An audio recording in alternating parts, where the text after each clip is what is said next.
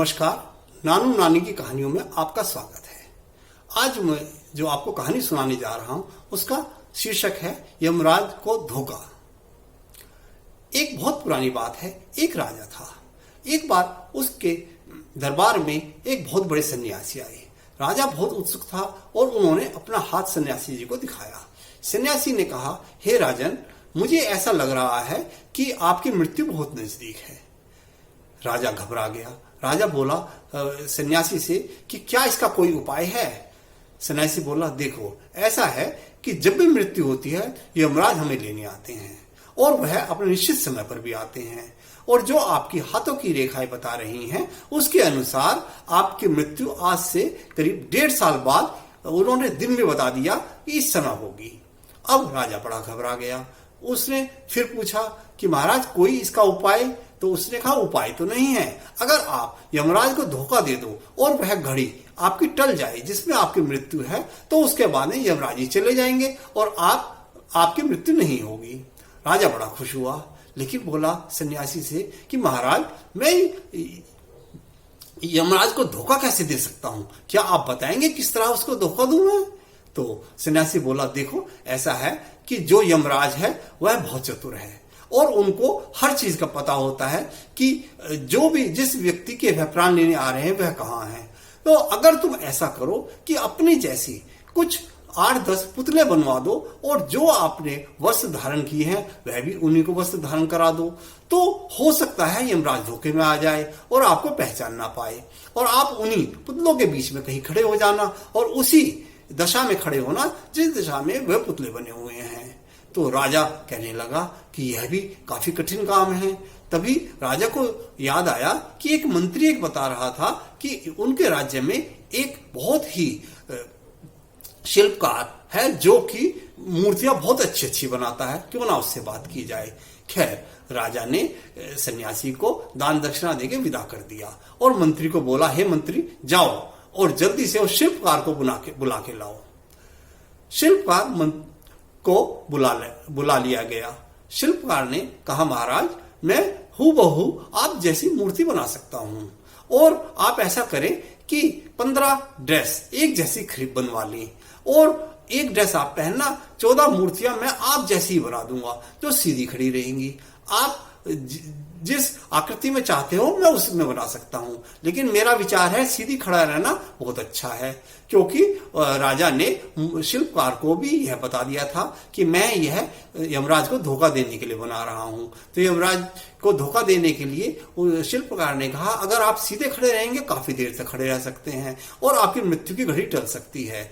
तो राजा तैयार हो गया। तो शिल्पकार ने 14 मूर्तियां बिल्कुल राजा जैसी ही बना दी, उसी आकार की, उतनी ही लंबी चौड़ी थी, और 15 एक तरह की ड्रेस सिलवा दी गई।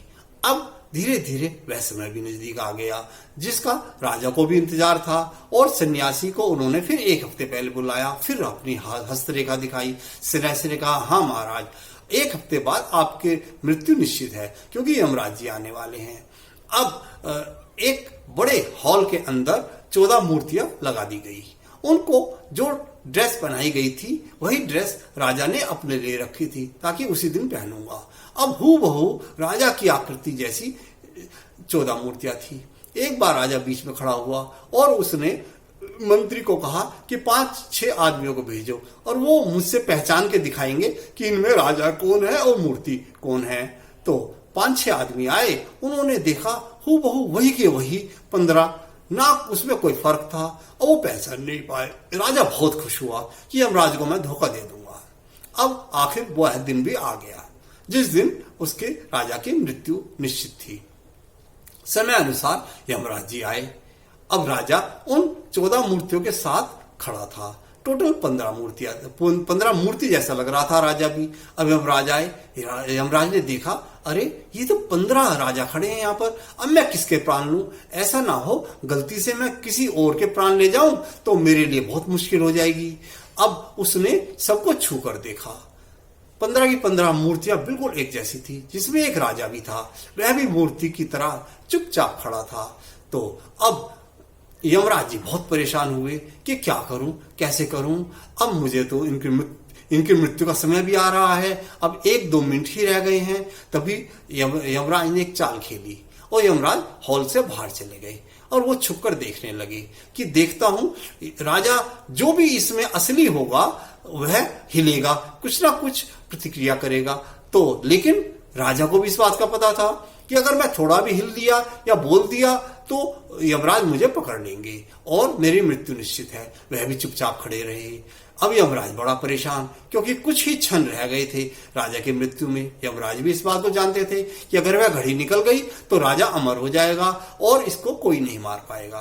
तभी यमराज फिर हॉल के अंदर आए और बोले, अरे मूर्तिकार ने कितनी अच्छी मूर्तियां बनाई हैं, देखो ये 14, लेकिन कहां एक जगह गलती कर गए महाराज। तभी महाराज को शक हुआ राजा को कि कहीं ना कहीं मूर्तिकार गलती कर गया है। बोला, अरे यमराज जी कहां गलती कर गई। यमराज बोले, देखो यहीं गलती कर गई। अब राजा चकित था कि गलती क्या थी।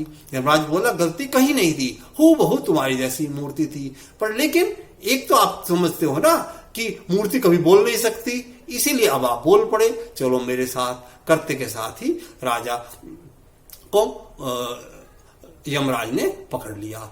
राजा बोला, हे महाराज मुझे अब 1 दिन का समय दे दो। यमराज बोला, नहीं, तुम्हें तो 1.5 साल का समय मिल गया था जब तुम्हें सन्यासी ने तुम्हारी मृत्यु के बारे में बता दिया था। इस तरह से राजा ने सोचा कि मैं यमराज को धोखा दे दूंगा, लेकिन वह धोखा नहीं दे पाया और उसकी मृत्यु हो गई। नमस्कार, कैसी लगी आपको ये कहानी? अच्छी लगी है तो कृपया सब्सक्राइब करें, लाइक करें और कमेंट्स दें।